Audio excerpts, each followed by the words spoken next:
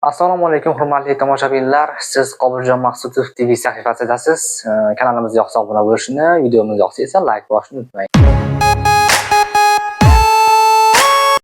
Biz birinchi videomizda umumiy ma'lumotlar, ya'ni open budjetda qancha pul ajratildi, qancha mahalla g'olib bo'ldi, qancha mahalla qatnashdi, qancha inson ovoz berdi, qanday shu haqida ma'lumot berib o'tamiz. Va biz videomizni ko'rishni unutmang. Tashabbusli budjetning 2025-yil birinchi mavsumi uchun 3 trillion 329 milliard 800 million so'm pul ajratildi. Tashabbuskorlar tomonidan 28399 ta tashabbus taklif qilindi. Taklif qilingan tashabbuslarning 23457 tasi tasdiqlandi. 4941 ta tashabbus turli sabablarga ko'ra rad etildi. Rad etilgan tashabbuslar umumiy tashabbuslarning 17.4% tashkil qiladi. Barcha berilgan ovozlar soni 10.450.400 tani tashkil qildi. 2369 ta loyiha g'olib deb topildi yoki tasdiqlangan tashabbuslarning 10% g'olib deb topilgan.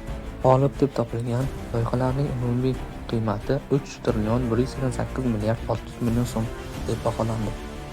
G'olib loyihalarga berilgan ovozlar soni 7.936.500 tani tashkil qildi. G'oliblar to'plagan ovozlar umumiy ovozlarning 76%ni tashkil qildi. Tashabbusli budjet loyihasi bo'yicha 9445 ta mahalla o'z loyihalarini taklif qilgan. G'olib deb topilgan mahallalar soni esa 1975 ta.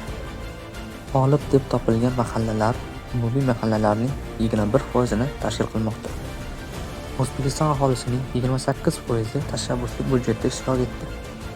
G'olib loyihalar bo'yicha eng ko'p ovoz 14634 ta. G'olib loyihalar bo'yicha eng kam ovoz esa 26 ta. Birinchi videomizda ma'lumotlar shulardan iborat edi. Videomiz yoqqan bo'lsa like bosishni, kanalimizga esa obuna bo'lishni unutmang. Kelasi videomizda respublika miqyosidagi loyihalarda qancha tashabbuslar tasdiqlangan va qanchasi g'olib bo'lganligi haqida aytib o'tamiz. Xayr-sog' salomat bo'ling.